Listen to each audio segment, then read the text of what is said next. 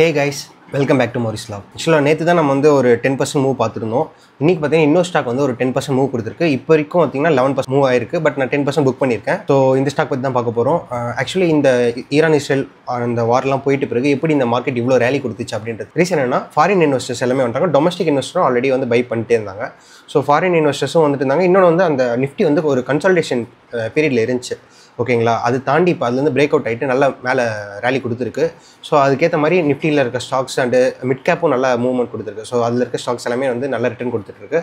So அப்படி தான் நம்ம நேற்று வந்த ஸ்டாக்ஸும் சரி, இன்றைக்கி இந்த ஸ்டாக்கும் வந்து நல்ல ரிட்டர்ன் கொடுத்துருக்கு. ஸோ இந்த ஸ்டாக்கோட அந்த பேட்டர்ன் வந்து வரைஞ்சது காமிக்கிறேன். நெக்ஸ்ட் வந்து நிஃப்டி அந்த கன்சல்டேஷன் எப்படி பிரேக் பண்ணிட்டு மேலே போச்சுன்றதை நான் வந்து காமிக்கிறேன். ஸோ ஸ்கிப் பண்ணாமல் கடைசி வரைக்கும் பாருங்கள். ஸோ ஃபஸ்ட்டு நிஃப்டி பார்த்துப்போம். நிஃப்டி பார்த்தீங்களா, அதோ இந்த இடத்துல ஒரு பாக்ஸ் வரைஞ்சிருக்கேன்ல, இது வந்து ரீசெண்ட் ஐ. ஓகே, இந்த இடத்துல அந்த கோடு வரைஞ்சிருக்கேன். ஸோ இது வரைக்கும் வந்துட்டு ஒரு கன்சல்டேஷன்லேயே போயிட்டு இருந்துச்சு. ஸோ நாங்கள் வந்து ஒரு பாக்ஸ் மாதிரி போட்டு வச்சுட்டு இந்த பீரியட் எவ்வளோ நாள் போகுது அப்படின்னு பார்த்துட்டு இருந்தேன். இந்த கீழே வந்து சப்போர்ட் இருக்கும், இல்லை மேலே வந்து பிரேக் அவுட் அப்படின்ற மாதிரி வச்சுட்டு இருந்தேன். கரெக்டாக இந்த ஈரான் இஸ்ரேல் அந்த வார்லாம் வந்து இதிலே வந்துருச்சு. ஸோ அப்போ தான் வந்து அந்த 3 டே இங்கே 3 டேன்னு போட்டிருக்காங்கல்ல, 3 டே லோலாம் வந்து வச்சு பார்த்துட்டு, ஸோ இதுக்கப்புறம் மார்க்கெட் கீழே போகுமா, ஸ்விங் எதுனா என்ட்ரி, நியூ ட்ரேட் எதுனா என்ட்ரி எடுக்கலாமா அப்படிலாம் நிறைய யோசிச்சுட்டு இருந்தேன். பட் லக்கிலி அவங்க சீஸ்ஃபயர் அனௌன்ஸ் பண்ணிட்டு அதுக்கப்புறம் பார்த்திங்கன்னா மார்க்கெட் நல்லா ரேலி கொடுத்துருச்சு. ஸோ இதுலேருந்து அப்படியே மேலே மூவ் ஆனது தான் இப்போ வரைக்கும் நல்ல மூவ் கொடுத்துருக்கு. ஸோ இது வந்து நெக்ஸ்ட்டு இந்த இடத்துல கொஞ்சம் கன்சல்ட் ஆகிட்டு இங்கே வந்து பார்த்திங்கன்னா ஒரு கேப் டவுன் ஒன்று ஃபார்ம் ஆகிருக்கு முன்னாடி. எப்போனா அரௌண்ட் வந்து அக்டோபர் 2024. ஸோ அந்த கேப் கிட்ட மேபி கன்சல்டேட் கொஞ்சம் ஆகலாம், இல்லைனா பிரேக் அவுட் கொடுத்துட்டு மேலே போயிட்டு இங்கே வந்து திருப்பி சப்போர்ட் எடுத்துகிட்டு இந்த ஐ வரைக்கும் போகிறதுக்கு வாய்ப்பு இருக்குது. 26,200 கிட்ட வரைக்கும் போகிறதுக்கு சான்ஸ் இருக்குது. ஆர்எல்ஸ் வந்து இதுவே ரெசிஸ்டண்ட்டாக ஒர்க் ஆச்சுன்னா இப்போ கீழே திருப்பி கொஞ்சம் இறங்கிட்டு சப்போர்ட் எடுத்துகிட்டு போகலாம், சைட்வேஸில் போகலாம், எப்படிலாம் இருக்கலாம். பட் இப்போ வரைக்கும் நல்ல மூவ் கொடுத்துருக்கு. பட் இன்னும் கொஞ்சம் பாசிட்டிவாக தான் இப்போதைக்கு இருக்குதுன்னு வச்சுக்கோங்க நிஃப்டி. ஸோ இந்த பீரியட் இதெல்லாம் போயிட்டுருக்கு. ஸோ இது வந்து நம்மளுக்கு வந்து ஒரு சப்போர்ட் மாதிரி தான். ஸோ நம்ம வேறு எதாவது ஸ்டாக்ஸ் வாங்குறதுனா இப்போ நல்ல ஒரு சப்போர்ட்டில் இருந்துச்சுன்னா நம்ம வந்து வாங்கலாம். அதுதான் ஒரு இந்த நிஃப்டியோட அனலைஸ் பொறுத்த வரைக்கும். ஸோ இப்போ நம்ம வந்து ட்ரேட் எடுத்த ஸ்டாக் வந்து சொல்லிடுறேன். இந்த இமாதிரி ஸ்பெஷாலிட்டி, இந்த HSCL இருக்குல்ல, இதில் தான் எடுத்திருந்தேன். ஆக்சுவலி இன்றைக்கி வந்து 3rd டே. இந்த 3rd டேயில் வந்து ஒரு 11% ரிட்டர்ன் கொடுத்துருச்சு. நான் பாருங்கள் கொஞ்சம் அவசரப்பட்டு 10% விற்றுட்டேன். அதுக்கப்புறம் பார்த்திங்கன்னா 1.5% கிட்ட போயிருக்கு. நான் வாங்கும்போது இருந்து இப்போ பார்த்தீங்கன்னா ஒரு 2% எக்ஸ்ட்ரா 2% மூவ் கொடுத்துருக்கு. ஸோ ஃபைன், ஒன்றும் பிரச்சனை இல்லை. ஆக்சுவலி ஸோ நம்ம நேற்று பார்த்திங்கன்னா நம்ம வந்து சொல்லியிருந்த ஸ்டாக்ஸ் வந்து டக்குன்னு 10% போச்சு. பட் லேட்டர் ஆஃபில் கீழே இறக்கிட்டாங்க செல்லர்ஸ். ஏன்னா செல்லர்ஸ் இறக்கல, நிறைய பேர் வந்து ப்ராஃபிட் புக் பண்ணிட்டாங்க, செல்லர்ஸும் கீழே வந்துட்டாங்க. ஸோ அது ரெண்டுத்தையும் சேர்த்து கீழே இறக்கிட்டாங்க. ஸோ இதுவும் சப்ரஸ் ஆகும். ஆகிட்ட பிறகு திருப்பி இங்கே ஒரு சப்போர்ட் இருந்துச்சுன்னா மேபி நான் வந்து பை பண்ணுவேன். ஸோ இங்கே இருக்குல்ல, இந்த இடத்துல வந்திருக்கா, இது கண்டிப்பாக இப்போ கொஞ்சம் சப்ரஸ் பண்ணுவாங்க, இல்லை இன்றைக்கி இல்லை நாளைக்கு வந்து ப்ராஃபிட் புக்கிங் எல்லாம் வரும். ஸோ அதுக்கப்புறம் பார்த்தீங்கன்னா திருப்பி சப்போர்ட் எடுத்துச்சுன்னா, இந்த ஏரியாவில் வந்து கொஞ்சம் சப்போர்ட் எடுத்துச்சுன்னா நான் திருப்பியும் பை பண்ண கன்சிடர் பண்ணுவேன். ஸோ அப்போ வந்து நம்மளோட டார்கெட் எது வரைக்கும் இருக்குன்னா இது வரைக்கும் இருக்கும். இது வரைக்கும் போகுமான்னு கேட்டால் ஓரளவுக்கு சான்ஸ் இருக்குது. ஏன்னா இப்போ ரீசெண்ட் ஆகி தொட்டிருக்கு. நம்ம ஸ்டாப் லாஸ் வந்து எங்கே வச்சுக்கலாம்னா, அப்போ ஸோ இங்கே என்ட்ரி இங்கே கிடைக்குதுன்னு வச்சுக்கோங்களேன். ஸோ நம்ம ஸ்டாப் லாஸ் வந்து ப்ரீவியஸ் லோ கிட்ட இங்கே வச்சுட்டு ஒரு 4% ஸ்டாப் லாஸ் வருது. மேக்ஸிமம் டார்கெட் பார்த்திங்கன்னா வந்து 19%. பட் மேக்ஸிமம் வேணாம், 1:2 வச்சுருந்தா கூட நம்மளுக்கு ஃபைன் தான். இந்த அளவுக்கு கண்டிப்பாக போகிறது வாய்ப்பு இருக்குது. பட் இதை விட நல்லாவே போகும். ஏன்னா இப்போ மூமெண்ட் பாருங்கள் எவ்வளோ ரேலி நல்லா கொடுத்துருக்கு. ஸோ சான்சஸ் இருக்குது, இது வரைக்கும் போகிறதுக்கு வாய்ப்பு இருக்குது. 15% கொடுக்க வாய்ப்பு இருக்குது. 1:3 வருது ரேஷியோ. ஸோ இந்த மாதிரி ஒரு செட்டப் வந்துச்சுன்னா மேபி வாங்குவேன். பட் என்ன வேணாலும் நடக்கலாம். இந்த கேண்டில் இப்போ இன்றைக்கி நடந்துச்சுல்ல, ஸோ இந்த கேண்டில் இருக்குல்ல, இந்த கேண்டில்லே வந்து இவ்வளோ தூரம் போச்சுன்னா நான் வந்து என்ட்ரி எடுக்க யோசிப்பேன்.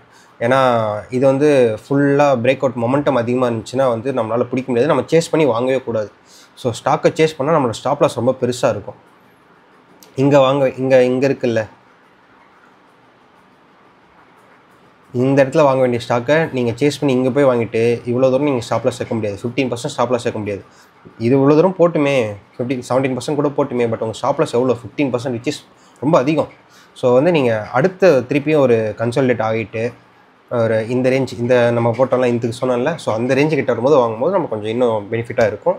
ஸோ அதுதான் இந்த இமாதிரி ஸ்பெஷாலிட்டி பொறுத்த வரைக்கும். ஸோ இதில் வந்து நான் ஏன் இந்த இடத்துல வாங்கினதுக்கு ரீசன் ஃபஸ்ட்டு சொல்லிடுறேன். இது வந்து ஆல்ரெடி எடுத்த ட்ரேடுக்கும் இதுக்கப்புறம் சான்ஸ் இருக்கான்றதுக்கு நம்ம பேசியிருக்கோம். இப்போ இதெல்லாம் எடுத்துருவோம். இது எடுக்க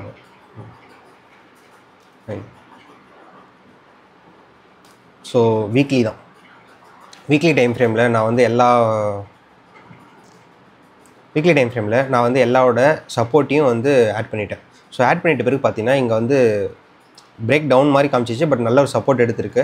திருப்பி இந்த இடத்துல ரொம்ப கன்சோலேட் ஆகிட்டே இருந்துச்சு. இந்த ஏரியா இருக்குல்ல, இங்கே வந்து பார்த்தீங்கன்னா கன்சோலேஷன் ஆகிட்டே இருந்துச்சு. ஸோ நான் என்ன பண்ணேன், ட்ரா பண்ணிட்டு விட்டுட்டேன். ஐ மீன் ஒரு செகண்ட் நம்ம பை பண்ணதை பார்க்குறதுக்கு ஒரு லிஸ்ட்டு வச்சுருப்போம். நெக்ஸ்ட் வந்து செகண்ட்ரியாக கொஞ்சம் இது அப்பப்போ வாட்ச் பண்ணணும், வீக்லி ஒன்ஸ் அது மாதிரி வாட்ச் பண்ணணும் ஒன்று வச்சுருப்போம்ல பேஜ். ஸோ அதில் வந்து பார்த்தீங்கன்னா நான் வந்து இதை ஆட் பண்ணிட்டேன். அப்போ பார்க்கும்போது கரெக்டாக இந்த ஈரான் இஸ்ரேல் போயிட்டு பிறகு திருப்பி ஒரு லுக் விட்டேன். அப்போ பார்த்தீங்கன்னா இந்த இடத்துல வந்து இங்கே ஒரு சப்போர்ட் இருந்துச்சு. ஸோ சும்மா இந்த இடத்துல நான் வரையில, பட் ஸ்டில் பார்த்தீங்கன்னா ஒரு இமேஜினரியாக ஒரு சப்போர்ட் இருக்கும் பாருங்களேன். ஸோ இங்கே இமேஜினரியாக ஒரு சப்போர்ட் லைன் சும்மா நானே பார்த்துக்கிட்டேன். ஸோ இங்கே பார்த்தோன்னா எவ்வளோ பர்சன்டேஜ் மேக்ஸிமம் எவ்வளோ 4% லாஸ் வரும், ஸோ நல்லா போச்சுன்னா ஒரு 10% ப்ராஃபிட் வரும்ன்ட்டு தான் இந்த ட்ரேட் என்ட்ரி எடுத்தேன். ஸோ என்ட்ரி எடுக்கும்போது பார்த்தீங்கன்னா நம்மளுக்கு லாஸ் கம்மியாக இருக்கனால நான் வந்து ஒரு 20K கிட்ட என்ட்ரி எடுத்திருந்தேன். ஸோ நல்ல ரிட்டர்ன் கொடுத்துருக்கு, 10% கிட்ட கொடுத்துருக்கு.